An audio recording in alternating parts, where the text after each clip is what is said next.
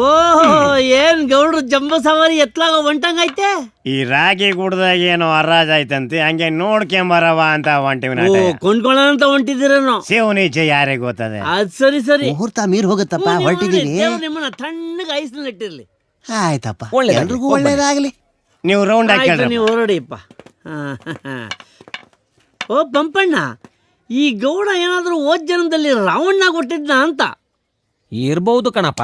ಅದಕ್ಕೆ ಈ ಜನ್ಮದಲ್ಲಿ ಹುಲಿ ಗೌಡನಾಗಿ ನಮ್ಮನ್ನ ಹುರ್ಕೊಂಡು ತಿಂತ ಇದ್ದಾನೆ. ಉರಿಲೋ ಕರ್ಪೂರ ಎಲ್ಲಿವರೆಗೂ ಉರಿಯಕ್ ಸಾಧ್ಯ? 6ವರೆಗೂ ಉರಿಯುತ್ತಪ್ಪ. ಆಮೇಲೆ ಉರಿಲಿ, ನಡಿ ನಡಿ. ಅಲ್ಲೋ ಪಂಪಣ್ಣ, ಹೇಳೋ.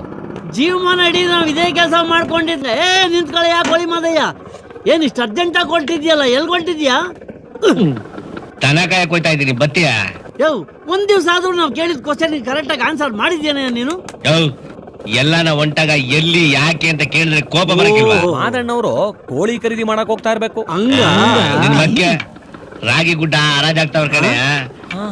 ಹೆಚ್ಚು ಕಮ್ಮಿ ಏನಾದ್ರು ಸಿಕ್ಕಿದ್ರೆ ಬಾಚ್ಕೊಂಬಿಡವ ಅಂತ. ನಡಿ ನಡಿ ನಡಿ, ಅರ್ಜೆಂಟಾಗಿ ಹೋಗ್ತಾ ಹೋಗಪ್ಪ. ಒಳ್ಳೇದಾಗ್ಲಿ. ಇವನೇ ಒಂದ್ ಗುಡ್ಡ ಇದ್ದಾಗ ಇದ್ದಾನೆ, ಇವನು ರಾಗಿ ಗುಡ್ಡನ್ ಖರೀದಿ ಮಾಡ್ತಾನಂತೆ. ನೋಡ್ದ್ಯಾ ಇವನ್ ದೌಲತ್ನ?